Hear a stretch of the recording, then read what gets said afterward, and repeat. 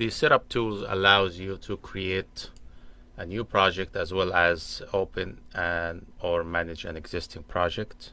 So let's say we want to create a new project. You click on new and then you navigate to where you want the project files would be. Here I have a project folders.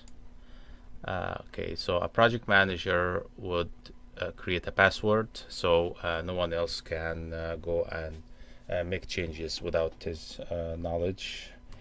So you need a password, you confirm it, and this is the username of the manager. You click OK. Now the second thing you do is to create the files, the project files.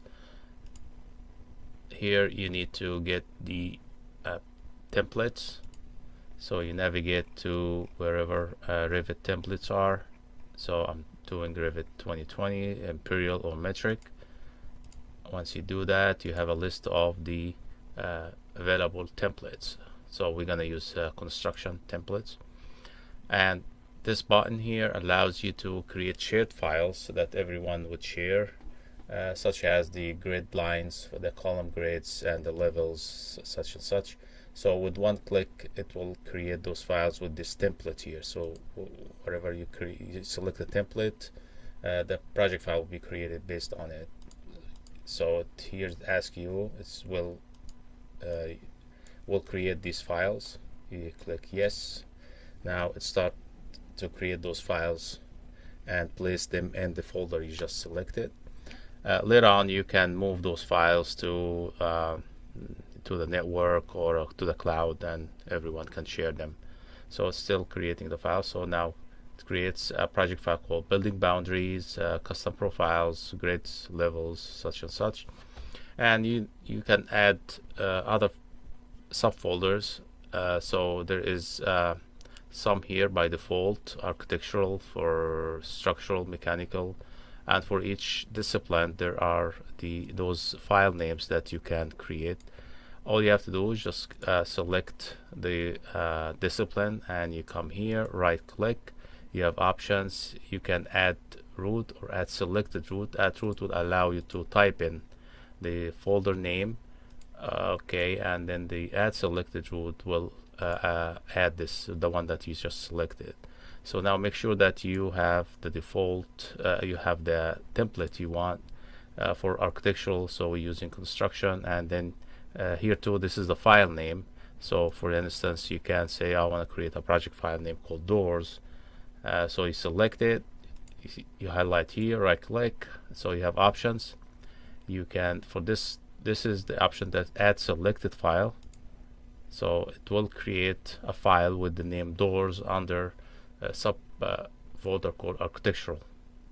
And if you want add file, you can type in the file name you want here. And you can do structural. For structural, we'll propose what type, the names of the files. Again, here you can highlight it and come here and say as selected root. You highlight the structural, you say okay, this is foundation, and now you need to do structural analysis default. Right click, add selected file. So now it's creating the files, and you can keep going, creating all the files for the projects. The second step is adding the users, all those designers and the engineers.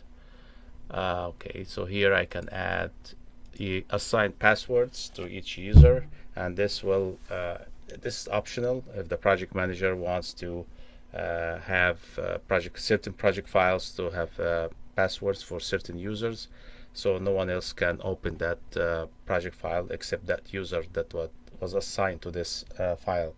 So for instance, you can assign a password for this particular user, and the username maybe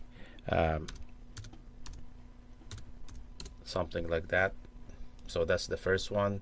I'm gonna add another one, maybe another password, confirm, and maybe key and you can here add the names, maybe here's John, maybe Dixon, and job titles such and such, the same thing for here. And it's set. Well, once you add the information here, you can add maybe K, and I'm not gonna spend too much time on this. And you say set. This is reset. If you would like to reset the password for this particular user, you can come back here and type in the new password and say OK, close. Now we have the project files, you have the users. You want to assign the files to the users. You don't have to do all of this. This is called manage projects, but if you want to make sure that each user, each designer or engineer have their own files that they are responsible for, you can assign one file to one or more users. So you assign files. Those are the two users we have just created. So you select which file you want to assign to, you add it. So now it goes to that file and put that user and the password in there. You can add more. Here you can delete if you want to remove it. So here I can add levels, and so and you can keep going, adding assigning files to users. This is the family view editor. If you would like to, we'll see that in details. This is a big tool in REVMo8. This is how it's going to look. You can do that beforehand. This is one family specification or one family view already made, but I will show you in another video how to use this tool, to create this tool, how you're going to be using it to model families and types in Revit. So manage, let's say now the project is created, so it's right here. This is the project, so architectural, and this is the file that has information, and these are the Revit files, and this is the architectural, and you can take that and move it to from your local to a network or to the cloud, and everyone can share them. The options here, track hours. So REVMo8, if you check that option, REVMo8 will track the time spent from for each project file, from the time it opens to the time it closes, and we'll keep that, we'll track that hours, and then you can make a report. So this way you know how many hours have been spent by each user or all the users for this particular project. Detailed material report, we'll see that in a minute, in another video when we go to the material takedown. Here you can say I want detailed materials, or I want just a summary. Project units, imperial metric, data format, month, day, or the other one that you start with the day. So this is like options for the project.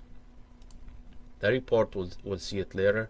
So now when you finish the project, or you want to track down the hours, we just so here you can open the project, but since the project is new, all you have to do is just open where the project is. It will go through all the files, collect all the time that has been spent on it, and we'll give you a report. We'll see that in another video. Okay, that pretty much it, this project manager, and we'll see you in the next video. Thank you.